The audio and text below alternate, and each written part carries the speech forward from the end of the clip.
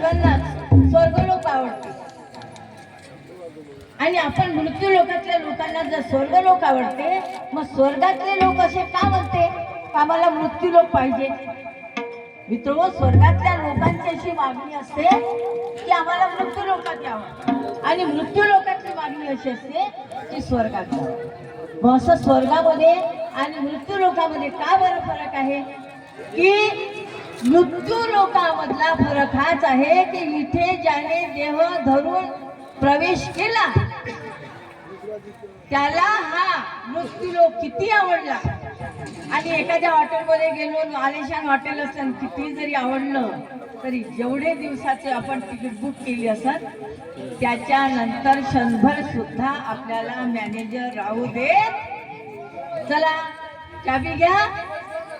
अहो, हॉटेल आवडलं ना, नाही सोडत ना हॉटेलला, बिलकुल जमत नाही. इथं क्षणभर सुद्धा राहण्याची व्यवस्था नाही. आणि हे जाणून घेण्यासाठी अवधूत भजन आहे. मग स्वर्गातल्या लोकांना असं का वाटतं? स्वर्गीचे लोक म्हणतील आम्हा पाठवा मृत्यू लोकात, मृत्यू लोकाचा हा सुख सोहळा नाही तिथं.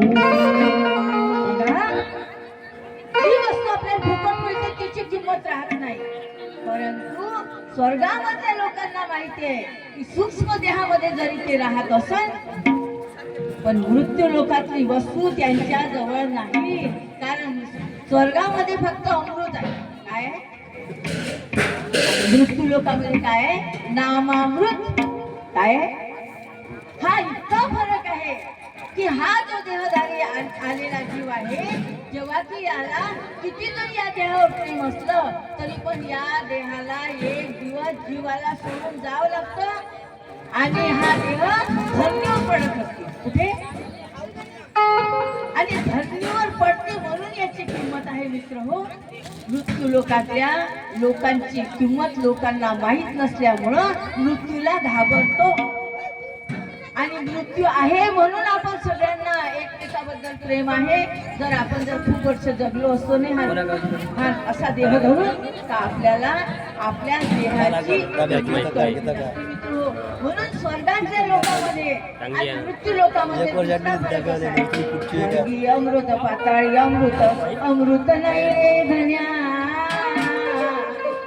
अरे अमृत नाही रे धन्यानं दोन पेठ्या पडल्या.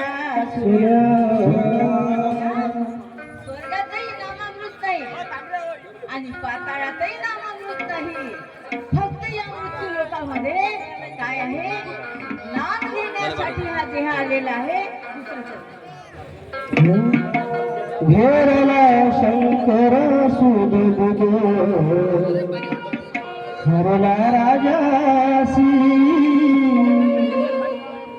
घेरला शंकर